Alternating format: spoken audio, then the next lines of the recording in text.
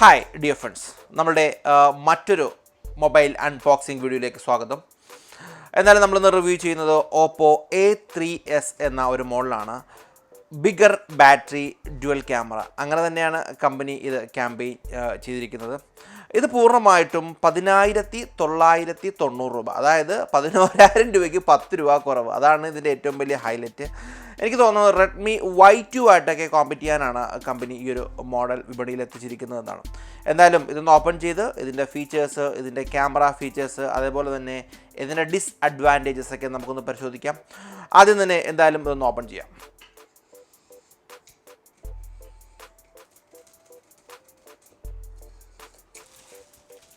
Okay, ആദ്യം തന്നെ ഫോണിൻ്റെ കൂടെയുള്ളത് അതിൻ്റെ ഗൈഡ് ലൈൻസുകൾ, എങ്ങനെയാണ് ഉപയോഗിക്കേണ്ടത് എന്നുള്ള കാര്യങ്ങളൊക്കെയാണുള്ളത്.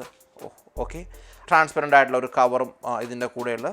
ദെൻ നമുക്ക് ഫോണൊന്ന് എടുക്കാം. ആദ്യം തന്നെ USB ചാർജിങ് അഡാപ്റ്ററാണ് ഉള്ളത്. 5 വോൾട്ടിൻ്റെ ഒരു ചാർജറാണ് ഉള്ളത്. അതേപോലെ തന്നെ USB ചാർജിങ് കേബിൾ. പിന്നെ വേറൊരു കാര്യം, ഇതിൻ്റെ കൂടെ ഹെഡ്ഫോൺ ഒന്നും നമുക്ക് കാണാൻ സാധിക്കുന്നില്ല. ഇനി നമുക്ക് ഈ ഫോണിൻ്റെ പ്രത്യേകതകൾ എന്തൊക്കെയാണെന്ന് നോക്കാം.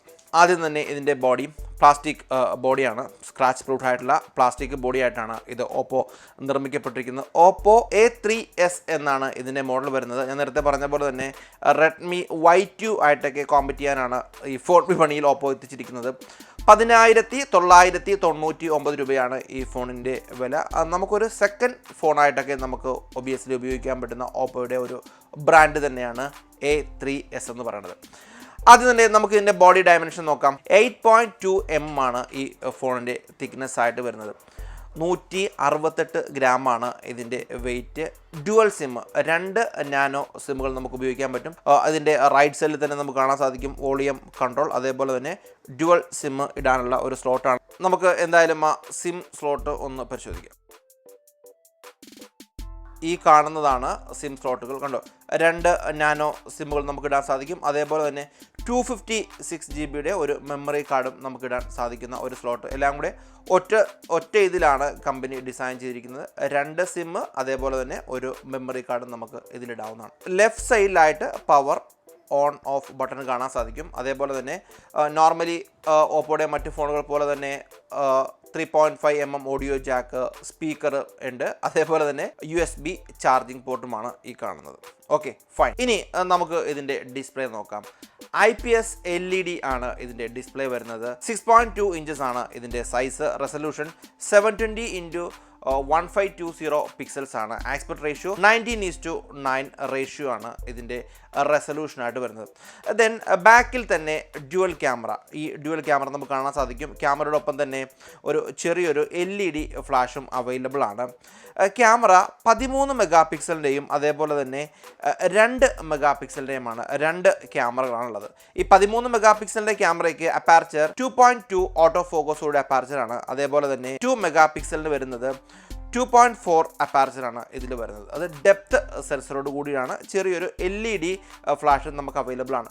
ക്യാമറ ഫീച്ചേഴ്സ് പറയുകയാണെങ്കിൽ എല്ലാ മൊബൈൽ ക്യാമറ ഉള്ള പോലെ തന്നെ geo tagging, touch focusing, face detection, HDR, panoramic എല്ലാം ഈ ഒരു മൊബൈൽ ക്യാമറയിലും ഉള്ളതാണ്. അതേപോലെ തന്നെ വീഡിയോയെ കുറിച്ച് പറയുകയാണെങ്കിൽ 1080, അതായത് HDയിൽ നമുക്ക് ഷൂട്ട് ചെയ്യാൻ സാധിക്കും. 30 frames per second ഷൂട്ട് ചെയ്യാൻ സാധിക്കുന്നത്. ദെൻ സെക്കൻഡറി ക്യാമറ, ഫ്രണ്ടിലെ ക്യാമറ വരുന്നത് 8 MB ആണ് ഇതിൻ്റെ ക്യാമറ. f2.2 ആണ് ഇതിൻ്റെ അപ്പാർച്ചർ വരുന്നത്. പക്ഷേ ഇതിലൊരു LED ഫ്ലാഷ് ഇല്ല എന്നുള്ളത് ഇതിൻ്റെ ഒരു ഡ്രോബാക്കാണ്. ഇനി നമുക്ക് ഇതിൻ്റെ പെർഫോമൻസ് സൈഡിലേക്ക് നോക്കാം. പെർഫോമൻസ് സൈഡ് പറയുകയാണെങ്കിൽ നേരത്തെ പറഞ്ഞ പോലെ തന്നെ memory card, micro SD memory card 256 GB വരെ നമുക്ക് എക്സ്പാൻഡ് ചെയ്യാൻ സാധിക്കുന്നതാണ്. പിന്നെ ഇതിൻ്റെ ഒരു പോരായ്മയായിട്ട്, ടോട്ടലി പറയപ്പെടുന്ന ഒരു പോരായ്മയായിട്ട് പറയുന്നത് 16 GB ആണ് ഇതിൻ്റെ ഇൻറ്റേർണൽ മെമ്മറി. അതേപോലെ തന്നെ 2 GB റാമുമാണ് ഇതിലുള്ളത്. ഓരോ 32 GB വരെയൊക്കെ കമ്പനിക്ക് ഇതിലേക്ക് എക്സ്പാൻഡ് ചെയ്യാൻ സാധിക്കുമായിരുന്നു. പക്ഷേ അത് കമ്പനി ചെയ്തില്ല. 16 GB മാത്രമാണ് ഇൻറ്റേർണൽ മെമ്മറി ആയിട്ട് വരുന്നത്. എന്തായാലും നമുക്കൊന്ന് ഓൺ ചെയ്യാം. പെർഫെക്റ്റ്, നമ്മുടെ മൊബൈൽ ഫോൺ ഓൺ ചെയ്ത് വന്നിരിക്കുകയാണ്. ആൻഡ്രോയിഡിൽ തന്നെ ഓപ്പറേറ്റിംഗ് സിസ്റ്റമായ ഒറിയോ ആണ് ഇതിൻ്റെ അകത്ത് ഓപ്പറേറ്റിംഗ് സിസ്റ്റമായിട്ട് വരുന്നത്. കോൾകം SD450 സ്നാപ്ഡ്രാഗൺ 450 ആണ് ഇതിൻ്റെ chipset. CPU octa-core 1.8 GHz cortex A53 ആണ്. അതേപോലെ തന്നെ GPU Adreno 506 ആണ് ഇതിൻ്റെ GPU ആയിട്ട് വരുന്നത്. Okay, perfect. നേരത്തെ പറഞ്ഞ പോലെ തന്നെ ക്യാമറ ഫീച്ചേഴ്സിനെ കുറിച്ച് കൂടുതൽ അറിയാനായിട്ട് നമുക്ക് ഇതിലെടുത്ത കുറച്ച് ഫോട്ടോസ് ഒന്ന് എന്തായാലും ഒന്ന് പരിശോധിക്കാം.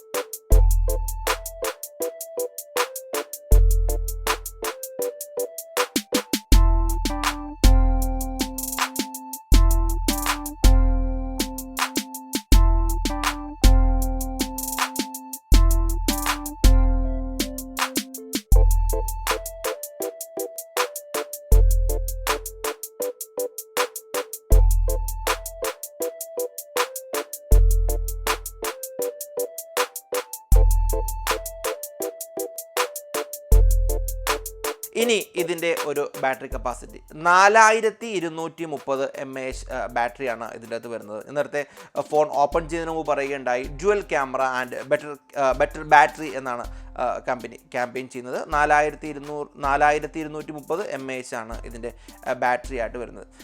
നമുക്ക് ഈ ഒരു ക്യാമറയിൽ തന്നെ ഒരു പോരായ്മയായിട്ട് വീണ്ടും പറയാൻ പറ്റുന്നത് ഫിംഗർ സെൻസർ ഇതിൻ്റെ അകത്തില്ല. പക്ഷേ ഫേസ് റെക്കഗ്നേഷൻ, ഫേസ് കൊണ്ട് നമുക്ക് അൺലോക്ക് ചെയ്യാൻ പറ്റുന്ന features Oppo A3s company implement ചെയ്തിട്ടുണ്ട്. ഈ ഒരു പ്രൈസിന്, അതായത് 1990 രൂപയ്ക്ക് ഏറ്റവും പറയപ്പെടേണ്ട ഒരു പ്രത്യേകത എന്ന് പറയുന്നത് ഡ്യുവൽ ക്യാമറയോട് കൂടിയിട്ടുള്ള ഒരു ഫോണാണ് Oppo A3s എന്ന് പറയാൻ സാധിക്കും. അതേപോലെ തന്നെ ആക്റ്റീവ് നോയ്സ് ക്യാൻസലേഷൻ ഉള്ള ഒരു ഡെഡിക്കേറ്റഡ് മൈക്ക് തന്നെ ഈ ഒരു മൊബൈൽ ഫോണിൽ കമ്പനി ഇംപ്ലിമെൻറ്റ് ചെയ്തിട്ടുണ്ട്.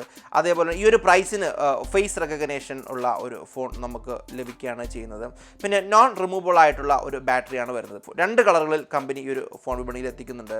ഒന്ന് സോളാർ റെഡ്, അതേപോലെ തന്നെ ഡയമണ്ട് ബ്ലാക്ക്. നമ്മുടെ കയ്യിലുള്ളത് ഒരു സോളാർ റെഡ് മോഡലാണ്. പിന്നെ ഇതിൻ്റെ ഒരു ഡ്രോബാക്സ് ആയിട്ട് നമുക്ക് പറയേണ്ട കാര്യങ്ങളെന്ന് പറയുന്നത്, ഈ ഒരു പ്രൈസ് റേഞ്ചിൽ കമ്പനിക്ക് 32 GB വരെ ഒന്ന് എക്സ്പാൻഡ് ചെയ്യാൻ സാധിക്കുമായിരുന്നു. അത് സാധിച്ചിട്ടില്ല. പിന്നെ 2 GB ആണ് ഇതിൻ്റെ റാം വരുന്നത്. ഫിംഗർ പ്രിൻറ്റ് സെൻസർ ഇല്ല. മെറ്റൽ ബോഡി അല്ല, ഒബ്വിയസ്ലി ഇത് പ്ലാസ്റ്റിക് ബോഡി തന്നെയാണ്. പിന്നെ ഫ്രണ്ട് ക്യാമറയ്ക്ക് ഒരു LED ഫ്ലാഷ് ഇല്ല എന്നുള്ളതും ഇതിൻ്റെ ഒരു പോരായ്മയായിട്ട് നമുക്കിവിടെ പറയാൻ സാധിക്കും. എന്നിരുന്നാൽ പോലും ഒരു സെക്കൻഡറി ഫോണായിട്ട് നമുക്ക് ഉപയോഗിക്കാൻ സാധിക്കുന്ന ഒരു ഫോൺ തന്നെയാണ് Oppo A3s എന്നാണ് എനിക്ക് പറയാനുള്ളത്. എന്നാലും പുതിയ ഫോണുകൾ വരുമ്പോൾ നമ്മുടെ സുഹൃത്തുക്കളിലേക്ക് പരിചയപ്പെടാൻ സാധിക്കുന്നുണ്ട്. എപ്പോഴും പറയുന്ന പോലെ ആദ്യമായിട്ട് കാണുന്ന സുഹൃത്തുക്കളൊക്കെ ആണെന്നുണ്ടെങ്കിൽ ചാനൽ സബ്സ്ക്രൈബ് ചെയ്ത് ബെല്ലൈക്കൻ എനേബിൾ ചെയ്യാം. ഇതുപോലെയുള്ള വീഡിയോകളുമായിട്ട് നമുക്ക് വീണ്ടും കാണാം. ബൈ.